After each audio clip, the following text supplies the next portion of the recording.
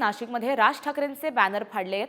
काळाराम मंदिर परिसरात लावलेले हे बॅनर फाडण्यात आलेत। अज्ञातांनी रात्रीच्या वेळेस हे बॅनर फाडल्याचं कळतंय।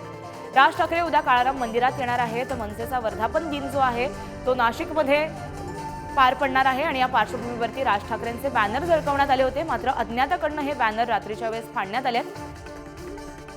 याबाबत अधिक माहिती जाणून घेऊ आमचे प्रतिनिधी किरण यांच्याकडून। किरण, राज ठाकरेंचे बॅनर फाडल्याचं कळतंय, याबाबतचा काही तपशील आहे का?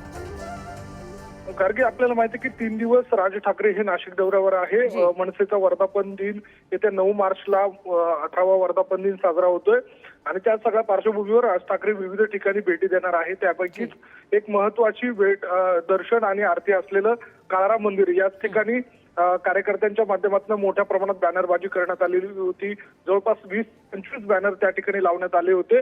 मात्र कालच्या दिवशी रात्रीच्या वेळेला काही अज्ञात व्यक्तींनी ते बॅनर फाडले, ते बॅनर काढून घेण्याचं काम त्या ठिकाणी करण्यात आलेलं आहे।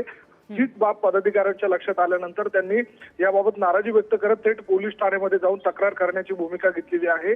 एकूणच मनसेचा वर्धापन दिन आणि त्या सगळ्या पार्श्वभूमीवर घडलेली ही घटना बघता पदाधिकारी कार्यकर्ते अधिकच आक्रमक होण्याची शक्यता नाकारता येत नाहीये। त्यामुळे या सगळ्या पार्श्वभूमीवर पोलिसांनी तात्काळ घटनास्थळी जाऊन पाहणी केलेली आहे आणि त्यासंबंधी पुढील कारवाई केली जात आहे। जी नक्कीच किरण, अधिक अपडेट घेत राहणार आहोत आणि या संपूर्ण दौऱ्याकडे आपलं लक्ष असेल। तत्पूर्वी धन्यवाद तुम्ही दिलेल्या माहितीसाठी।